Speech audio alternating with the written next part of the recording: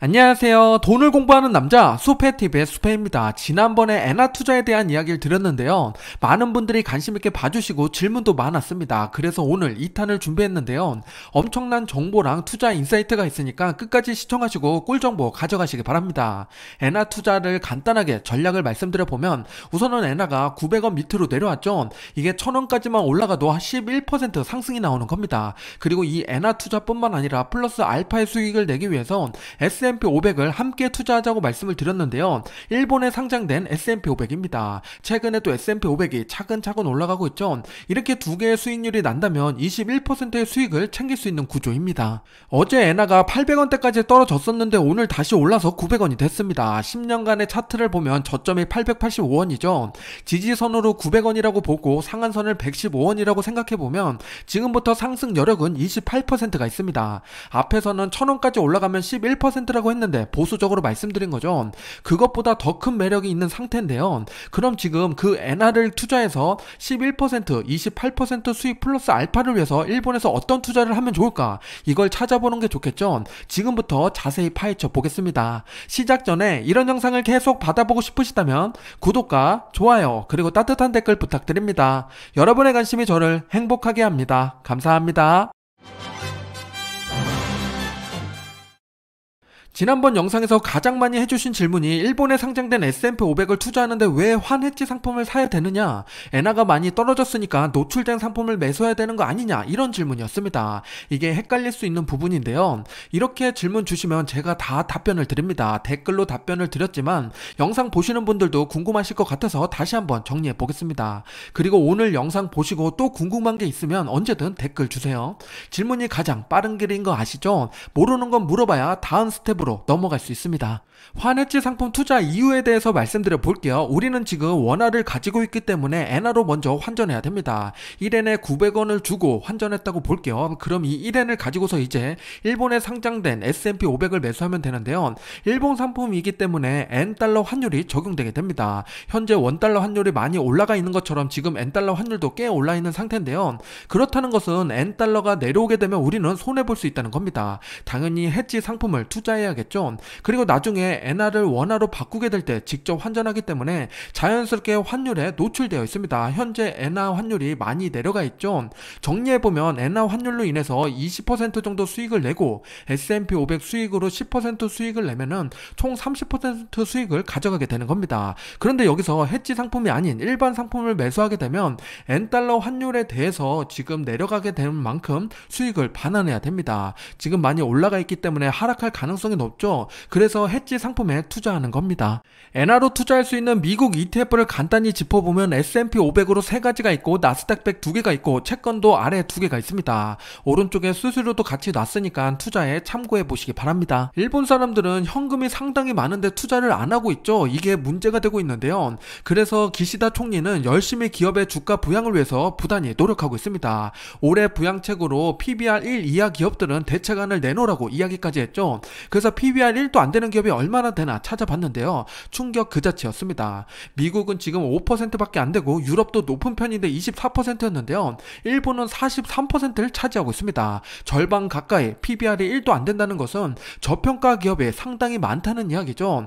일본 사람들이 투자를 기피하다 보니까 이런 사태가 벌어지고 있는 겁니다. 정부의 압박과 증권거래소가 푸시를 하니까 일본 기업들이 움직이기 시작했습니다. 진취적인 기업들은 미래에 투자하기 시작했고 자사주 매입하는 기업과 배당을 늘리는 기업도 증가했습니다. 최근 3년 동안 엄청난 변혁이 일어나고 있는 일본인데요. 투자자라면 이런 변화를 놓치면 안 되겠죠. 일본 기업 배당금이 얼마나 늘었나 그 규모를 체크해 보겠습니다. 2020년도에 99조 원 정도였는데요. 배당금 규모가 2023년도 136조까지 증가했습니다. 3년 만에 자그마치 37% 배당 성장을 이뤄낸 거죠.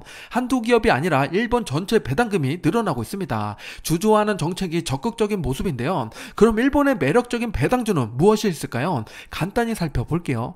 미국에는 배당을 오랫동안 늘려온 기업을 왕족주, 귀족주라고 부르는데요. 일본에도 배당을 20년 이상 늘려온 기업이 있습니다. 일본판 배당 왕족주라고 보시면 되는데요. 20년 이상 되는 기업이 14개가 있고 지금 보시는 기업들입니다. 가장 오래된 기업이 카오라는 기업으로 33년이 됐고 그 다음은 SPK가 25년, 미쓰비시 HC가 24년입니다. 저도 처음 보는 기업들이 꽤 많은데요. 1위를 차지한 기업 카오라는 기업을 잠깐 볼게요. 미국에 P&G가 있다면 일본에는 카오가 있습니다. 일본을 대표하는 가정용품 제조 기업인데요. 지금 보시는 것은 일본 가면 제가 꼭 사는 선물입니다. 눈을 따뜻하게 해줘서 편안해지는 안대인데요. 이것뿐만 아니라 치약, 칫솔, 샴푸, 세제 등 다양한 가정용품을 판매하는 기업이 카오입니다. 일본판 배당 왕족주에 해당되는 기업의 현재 배당률을 체크해봤습니다. 하나씩 다 찾아봤는데요. 3% 넘는 기업은 4개밖에 나오지 않았습니다. 미쓰비시, HC, 리코리스, 오키나와 셀룰러, KDDI인데요. 4개 기업의 배당률 잘 주는 걸 알았으니까 그럼 이 기업들이 주가는 어떤지 살펴봐야겠죠. 배당을 잘 주는데 주가가 떨어진다? 이건 좋지 않습니다. 그러니까 꼭 주가도 같이 봐야 됩니다. 4개 기업의 주가를 확인해봤더니 빨간색 하나만 신나게 올라갔죠. 1년 동안 45% 급등이 나왔습니다. 이 기업이 미쓰비시 HC 캐피탈인데요. 진작 알았으면 좋았을 텐데 떠난 버스 굳이 쫓아가지 말자고요. 혹시 버스가 종점을 돌아서 다시 돌아오면 그때 보면 됩니다. 나머지 기업들도 보면 마이너스 아니고 양호한 수준을 보여줬죠. 그럼 주가랑 배당률을 체크해봤으니까 과거 배당을 얼마나 잘 늘려왔는지 배당 성장률을 체크해보겠습니다. 4개 기업 중에 오키나와 셀룰러는 배당 내역이 나오지 않아서 가져오지 못했고요. 3개 기업의 최근 5년 동안 배당 내역을 정리했습니다. 모두 우상향을 잘 그리고 있죠. 연평균 배당 성장률을 체크해봤더니 리코리스가 16%로 야무진 성장을 했습니다. 주가는 1년 동안 14% 오르고 배당 성장률은 연평균 16%다. 상당히 매력적인 기업이죠. 이런 기업은 우리가 잘 알아둘 필요 있습니다. 그런데 한 가지 안타까운 사실이 있는데요. 일본 기업을 주식으로 매수한다 그러면 1개, 2개 이렇게 살 수가 없습니다. 100개를 매수해야 되는데요. 그래서 리코리스를 매수한다 그랬을 때 최소 단위가 395만원입니다. 적은 금액으로 매수할 수 없다는 게 단점이지만 그래도 이런 기업 매력적인 기업이죠. 알아두셔야 됩니다. 여기까지 제가 찾고 공부하니까 하나 더 의문이 드는 게 그럼 ETF는 어떻게 될까 요거입니다. 지금부터 ETF를 찾아볼게요. 제가 ETF를 좋아하고 공부하다 보니까 이제 일본 ETF까지 손을 대기 시작했는데요. 생각보다 일본 ETF는 종류가 많지 않았습니다. 총 310개가 있었고 한국의 절반밖에 안 되는 수준입니다. 그럼 일본 ETF 뭐가 있는지 지금부터 파헤쳐 보겠습니다. 310개의 일본 ETF는 주식 말고도 다른 것들이 속해 있는데요. 채권과 기타 상품을 제외하면은 237개가 남게 됩니다. 이것이 온전히 주식에 투자하는 ETF죠. 여기서 미국, 일본, 한국, 인도 빼고 다른 국가에 투자하는 상품을 또 제외하고 나면 191개가 남게 됩니다. 여기서 순수하게 일본에 투자하는 상품을 또 걸러내면 146개로 압축이 됩니다. 지금 191개 중에서는 한국이 2개 들었고 인도가 3개, 미국이 40개 가 있었는데요. 과연 여기서 한국 2개는 무엇이었을까요? 바로 뒤에서 보겠습니다.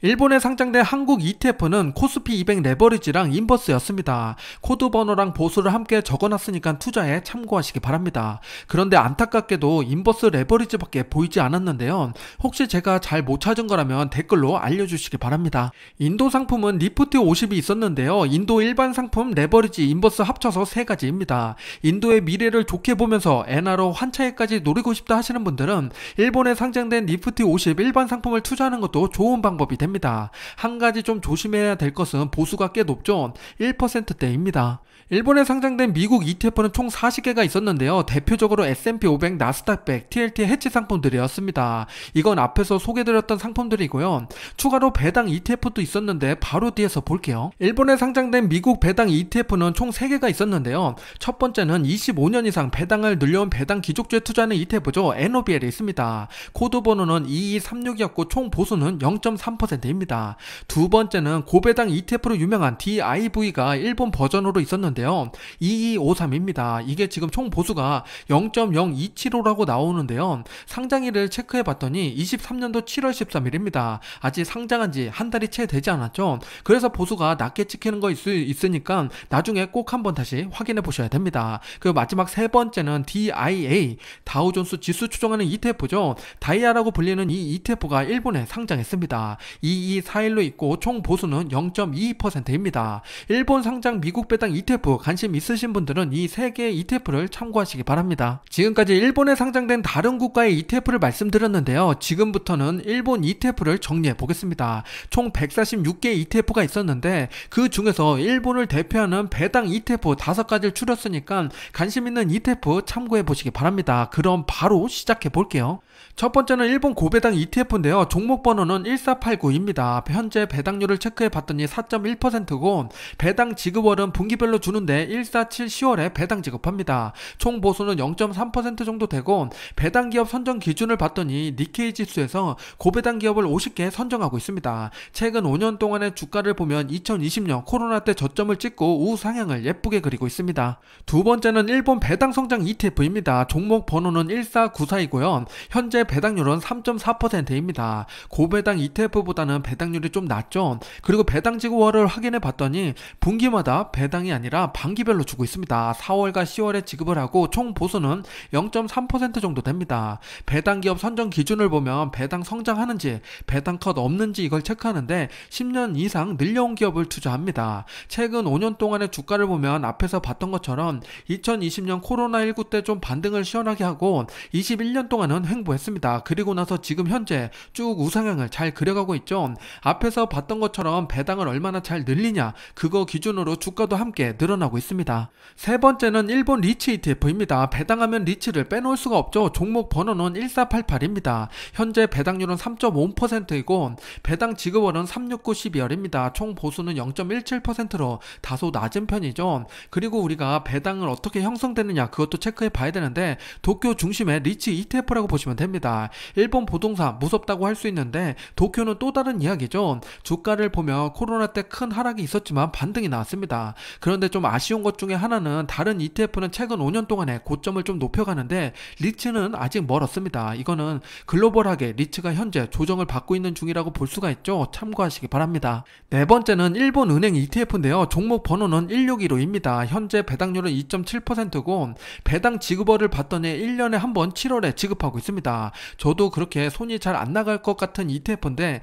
그래도 주가를 보면 우상향을 예쁘게 그려가고 있죠. 참고하시기 바랍니다. 마지막 다섯 번째 ETF는 자사주 매입 ETF입니다. 종목 번호는 22529이고 현재 배당률은 2.9%입니다. 배당 지급월은 147 10월이고 총 보수는 0.3%인데요. 이 ETF의 특징은 배당을 잘 주면서 자사주 매입도 열심히 하는 기업을 순위를 매깁니다. 그걸 1위부터 70위까지 투자하고 있는데요.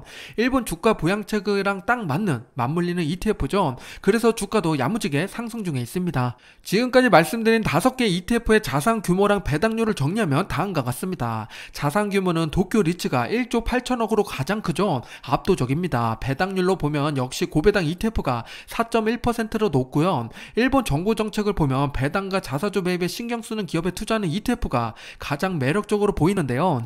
여러분은 5개 ETF 중에 어떤 게 마음에 드시나요? 댓글로 남겨주세요. 엔화 환전해서 일본 주식을 거래하는 게 번거롭다고 생각하시는 분들도 계시죠. 당연히 국내에서도 투자할 수 있는 방법이 있습니다. 크게 3가지가 있는데요. 니케이 지수랑 엔화 토픽스인데요. 각 ETF는 다음과 같습니다. 니케이랑 토픽스의 차이는 일본 경제신문사에서 산출한 것이 니케이 지수고 도쿄 증권거래소에서 산출한 것이 토픽스입니다. 둘 다 일본을 대표하는 지수이고요. 그리고 가운데 있는 엔화는 종목이 아니라 그냥 엔 환차익에 투자하는 상품입니다. 일본 엔 선물이라고 하는데요. 가운데 있는 것은 차트를 잠깐 볼게요. 일본엔 선물 ETF를 상장 이후 지금까지의 차트를 보고 계시는데요. 많이 내려온 모습입니다. 여기서 우리가 주목해서 봐야 될 건 오른쪽 아래에 있는 거래량이죠. 최근 엔화가 800원을 터치하니까 정말 많은 돈이 들어오기 시작했습니다. 거래량이 늘어나는 것은 나름 바닥의 신호로 작용되기도 하니까요. 추가 하락이 있을 수 있지만 지금의 변화를 체크해 두자고요. 니케이 지수를 보면 1990년도 엄청난 버블이 형성됐고 그 뒤로 일본은 잃어버린 20년을 보냈습니다. 그리고 2012년도부터 회복을 10년 동안 했는데요. 이제 15%만 더 오르면 과거 버블의 끝자락까지 도달하게 됩니다. 38,915라는 숫자를 넘기면 각종 매체에서 일본을 다시 바라보기 시작할 건데요. 일본의 상승의 원동력에는 워런 버핏이 있습니다. 버핏이 상사를 매도하는 시점이 언제일지를 체크해보면서 일본을 바라보는 게 좋습니다. 큰 변화가 있으면 다시 영상으로 말씀드려 볼게요.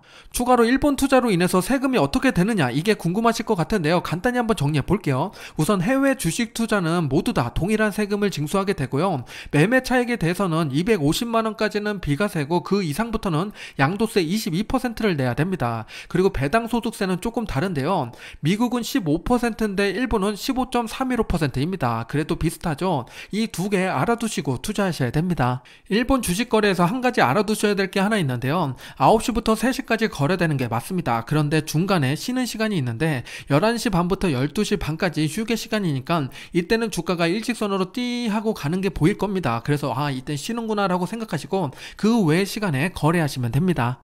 지금까지 엔화 투자 총정리를 해봤습니다. 환전부터 일본 상장된 미국 지수 ETF, 일본 배당 기업, 일본 ETF까지 봤는데요. 새로운 투자 아이디어가 있으면 또 재미난 컨텐츠로 찾아뵙겠습니다. 여러분의 투자에 도움이 되셨나요? 구독과 좋아요 부탁드립니다. 오늘도 성공 투자하세요.